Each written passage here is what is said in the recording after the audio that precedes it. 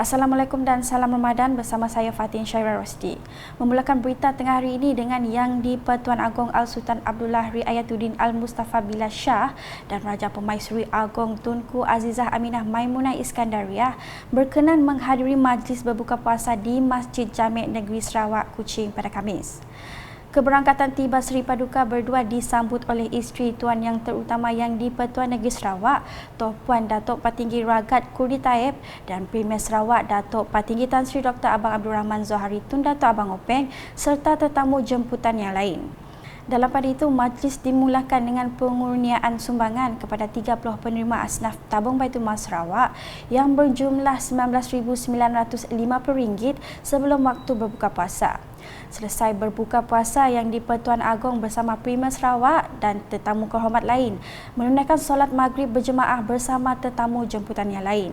Majlis turut diserikan dengan kehadiran Tengku Puteri Raja Tengku Puteri Iman Afzan Al-Sultan Abdullah, Timbalan Premier Sarawak Datuk Seri Profesor Dr. Sim Kui Hian, Speaker Dewan Undangan Negeri Sarawak Tan Sri Datuk Amar Muhammad Asfiya Awang Nasar serta tetamu jemputan yang lain.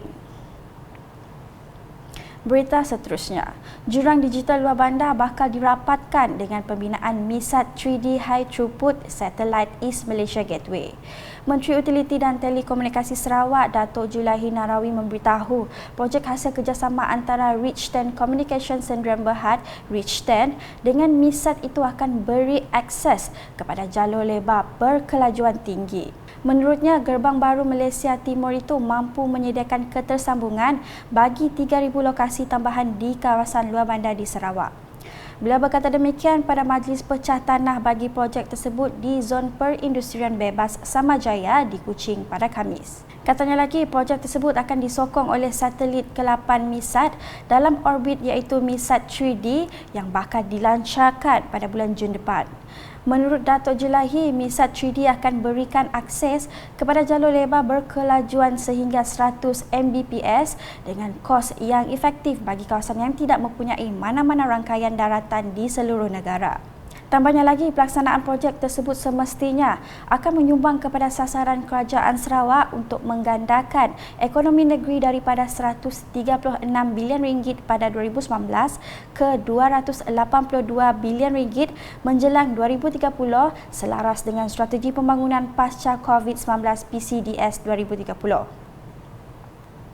Laporan berikutnya, Menteri Pembangunan Wanita, Kanak-kanak dan Kesejahteraan Komuniti Sarawak, Datuk Seri Fatimah Abdullah, hadir di Majlis Sejambat Kasih Aidilfitri 2022 di Masjid Baru Daerah Tatau pada Khamis.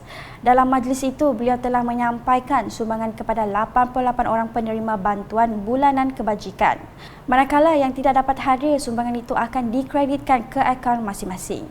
Turut disampaikan kad orang kurang upaya OKU, kenyalang Gold Card KGC, penyampaian kerusi roda dan perakuan pendaftaran kepada 3 taska iaitu Rumah Anak-anak Bijak, Rumah Per Home Based Child Care Center serta Lollipop Child Care Center. Datuk Seri Fatimah juga menyampaikan cek berjumlah RM2,000 kepada Masjid Darul Ibadah Tatau dan RM3,000 kepada Lembaga Amanah Khairat Islam Tatau. Untuk rekod, Pejabat Kebajikan Masyarakat Bintulu telah menyalurkan perbelanjaan sebanyak RM953,100 kepada 669 orang penerima bantuan bulanan bagi daerah Tatau dari Januari sehingga April 2022. Di Kuching pula, sebanyak 3,000 bungkusan bubur lambuk dan bubur pedas telah diagihkan kepada orang ramai secara percuma menerusi program Drive-Thru Lambuk Pedas di Perkarangan Jabatan Penyiaran Negeri Sarawak RTM pada Khamis. Penganjuran program Drive-Thru Lambuk Pedas dengan kerjasama Jabatan Pertanian Sarawak itu telah disempurnakan oleh Menteri Pemodenan Pertanian dan Pembangunan Wilayah Sarawak, Datuk Sri Dr. Stephen Rundi Utom.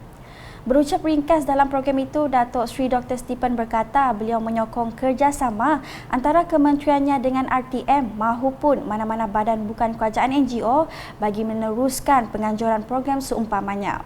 This drive-thru is quite interesting. Kerjasama di antara Mandret ataupun kementerian saya dengan RTM, dengan apa-apa sekalipun NGO, kita memang alu-alukan supaya setidak-tidaknya kita dapat we can contribute to whatever this sort of plan for the people of here in Kuching, also can be done in other division as well. Jadi tahun ini, tahun depan saya mengharapkan kita dapat meneruskan majlis seperti ini dan mungkin dengan jabatan-jabatan yang lain juga kita boleh lakukan. Dalam program itu, beliau turut mengagihkan bungkusan bubur lambuk dan bubur pedas kepada orang ramai yang melalui perkarangan tersebut sebagai simbolik perasmian.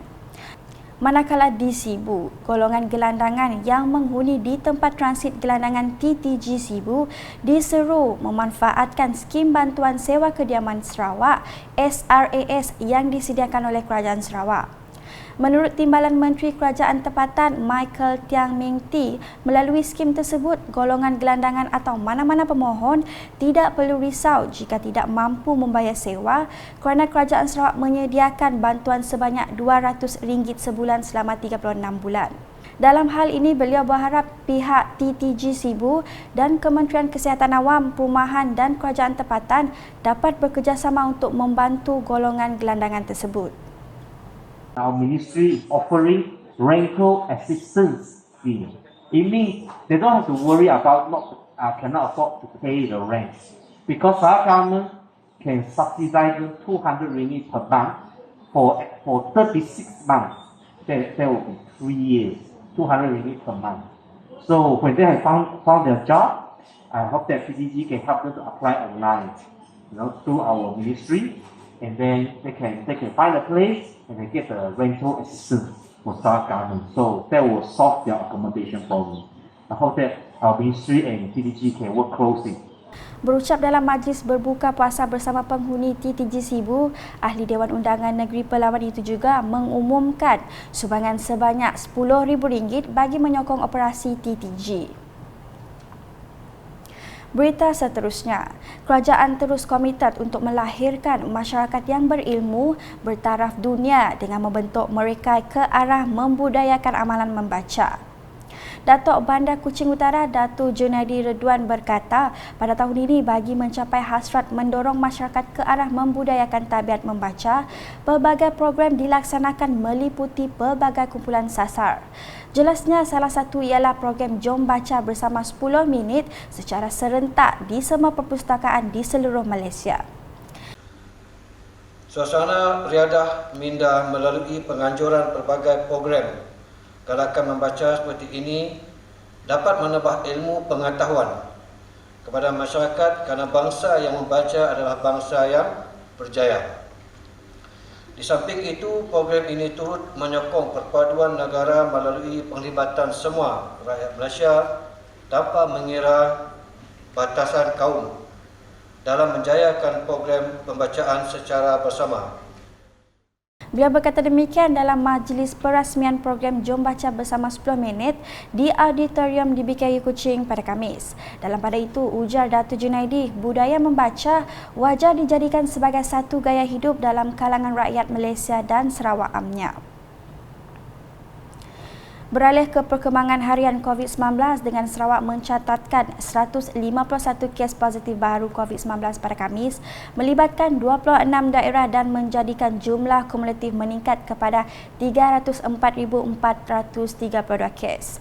Jawatan Kuasa Pengurusan Bencana Negeri Sarawak menerusi kenyataan media memaklumkan daripada jumlah tersebut 51 kes adalah dalam kategori 1, 97 kes kategori 2, 2 kes kategori 4 dan 1 kes kategori 5. Sementara itu, daerah-daerah yang mencatatkan kes baru adalah seperti yang tertera.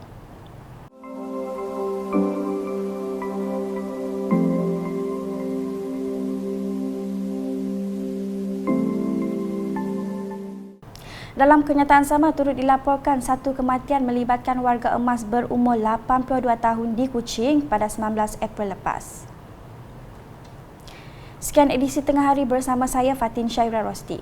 Berita lebih lanjut boleh didapati di semua platform media sosial UKAS termasuk portal ukas.sarawak.gov.my dan UKAS Channel di YouTube. Salam UKAS.